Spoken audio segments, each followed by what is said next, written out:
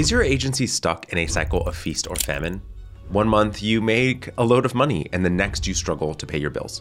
Well, unfortunately, lots of agencies find themselves in this exact position and end up quitting because they can't find a solution. So what is the solution? How can you start to generate a steady stream of revenue for your agency?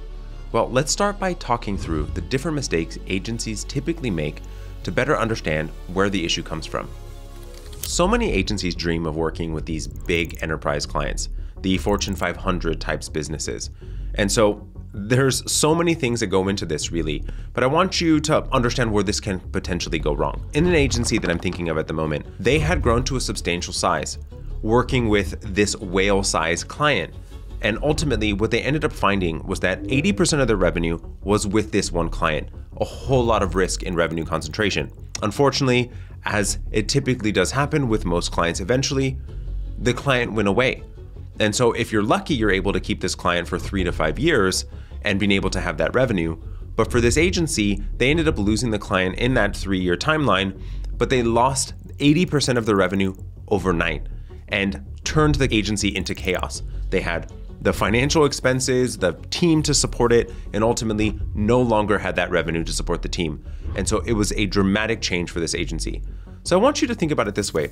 If you went fishing so that you could feed your family, would you go whale hunting or would you try picking off small little fish? Little fish require a rod and a basic bait, and where whales require this complex infrastructure, boats, and it ultimately takes a whole lot longer. I'm not trying to dissuade you from working with larger clients. What I want you to think about is, do you really want to work with enterprise clients? Or is it about your ego, your vanity that is in play here? And ultimately, what is the type of ideal client that you want to work with? Recognizing that the Fortune 500 and even Fortune 5000s are going to require procurement, there's risk management, there's many levels of approval, and takes a whole lot different of an infrastructure to support them. Whereas mid-sized businesses have substantial sized budgets and are able to pay what agencies are looking for from a revenue perspective, but don't take the same type of requirement, don't have the same length in sales cycles, and ultimately are much easier to get in front of.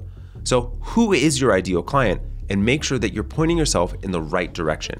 So the next item I see happen all the time is revenue spike down and spike down. And ultimately being in this place where you just feel in this tumultuous place where you are able to then have a whole lot of profit and then the next month you have almost nothing.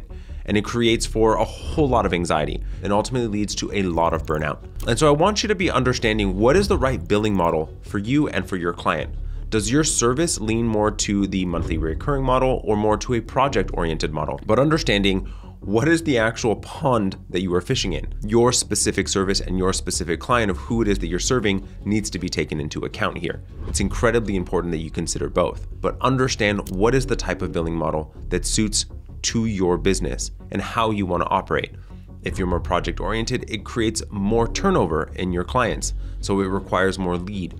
And having the infrastructure to be able to bring in those leads is incredibly important. If you want to build longer term relationships with clients, make sure that the way that you're setting up your agency, the service that you are offering with them, makes sense to work in that type of engagement. So just make sure that you have chosen the right model for you. So the next thing I wanted to hit is that so many agencies are entirely reliant upon referrals. And don't get me wrong, referrals are great. And it's a testament really to the work that you're doing. Whether it's clients or partners that are sending those referrals to, it means that they trust you with the work that you do. And the work that you're doing is phenomenal. But the thing that it creates is that a lot of agencies end up kind of waiting by the door for a referral to come in. And so it creates this high level of anxiety.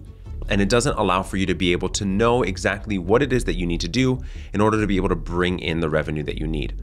So I want you to think about it this way. So along, again, the fish idea is that if you're in a boat and you've got a system that allows for you to be able to move the boat to where the fish are currently congregated, how can you make sure that you go about being there, right? Or do you want to just wait for a fish to just by chance go past you? If you are being smart about it, you know exactly where your ideal clients are. So here's what I want you to be thinking about. Where are your clients now? Where do they congregate? Where are their eyeballs? And you should have a mechanism to generate leads. I'm not advocating for inbound or outbound or any specific strategy because, to be frank, they all work as long as your client is there. But make sure that you are doing something in a programmatic way that allows for you to be able to generate leads that you need to be able to maintain or grow your business. So if you are hungry for more clients and want to track them down, then check out this video where I explain how to generate 500 leads a month for your agency.